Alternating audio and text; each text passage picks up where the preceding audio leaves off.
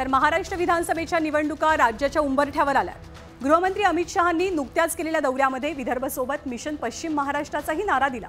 पश्चिम महाराष्ट्र महाराष्ट्राच्या मुख्यमंत्री पदाचा राजमार्ग मानला जातो।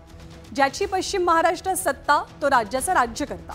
त्यामुळे धनुष्यबाण आणि घड्याळाच्या साथीने पश्चिम महाराष्ट्र काबीज करण्याच्या सूचना अमित शहांनी आपल्या दौऱ्यात केल्याचं कळतंय।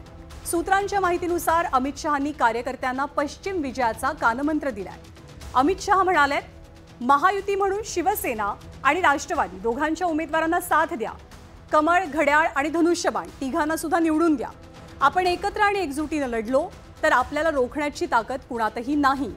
पश्चिम महाराष्ट्रामध्ये यश मिळालं तर राज्यामध्ये सहज सरकार येईल। डिसेंबरमध्ये आपलं सरकार येणार, कमळ फुलणार असं वक्तव्य अमित शहांनी या अंतर्गत बैठकीमध्ये केल्याचं कळतंय। खरं तर पश्चिम महाराष्ट्र हा तसा शरद पवारांच्या राष्ट्रवादीचा आणि काँग्रेसचाही बालेकिल्ला मानला जातो। पण हाच बालेकिल्ला सर करत महाराष्ट्राच्या सत्तेच्या चाव्या आपल्या हाती घेण्याची भाजपची रणनीती आहे। पश्चिम महाराष्ट्राची राज्याच्या राजकारणातली ताकद किती यावरती सुद्धा आपण एक नजर टाकूया। तर पश्चिम महाराष्ट्रात विधानसभेच्या एकूण 70 जागा आहेत। यामध्ये पुण्यात असलेल्या 21 पैकी 8 जागा भाजपकडे आहेत, तर अहमदनगरच्या 12 जागांपैकी 3 जागांवरती भाजपचे आमदार आहेत।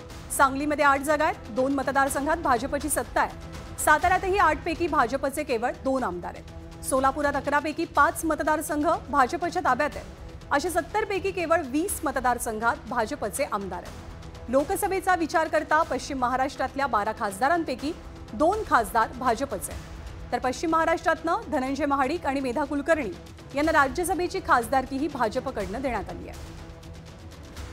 तर नुकत्याच पार पडलेल्या लोकसभेत पश्चिम महाराष्ट्रात महायुतीनं 4 जागांवरती विजय मिळवला। यातील विधानसभा मतदारसंघनिहाय आघाडी पाहता 70 पैकी फक्त 30 मतदारसंघातच महायुतीला आघाडी दिसते। पश्चिम महाराष्ट्रातल्या राजकीय परिस्थितीबाबत भाजप नेत्यांचं काहीसं असं मत आहे। पश्चिम महाराष्ट्र जो काँग्रेसचा आणि नंतर पवार साहेबांचा गड मानला गेला, तिथे 10 पैकी 6 जागा महाविकासच्या आल्या, 4 जागा आमच्या आल्या। एक आणखीन आली असती, म्हणजे ती कुठलीही येऊ शकली असती, एक आणखीन आली असती तर 5-5 झाल्या असत्या। आणि पश्चिम महाराष्ट्रामध्ये झालेल्या मतदानात आम्हाला महाविकासपेक्षा 2 लाख मतं जास्त आहेत। पण भाजपच्या मिशन पश्चिम महाराष्ट्रावरनं विरोधकांनी सुद्धा चांगलेच टोळे लगावलेत।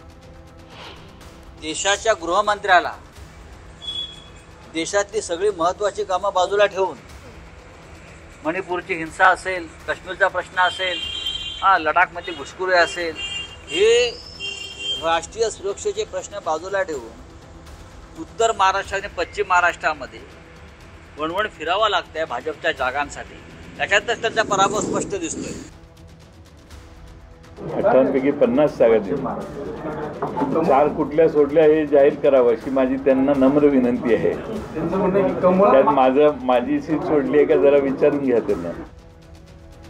तर भाजपनं पश्चिम महाराष्ट्रातल्या विजयाचा निश्चय करत रणशिंग फुंकलंय आणि पहिली पायरी तर सर केली आहे। पण महायुतीमधले हेवेदावे, जागांसाठी असलेली चढाओढ आणि संभाव्य नाराजी हे सारं काही विचारात घेता हे मिशन सोपं नसेल असं मत व्यक्त होत आहे।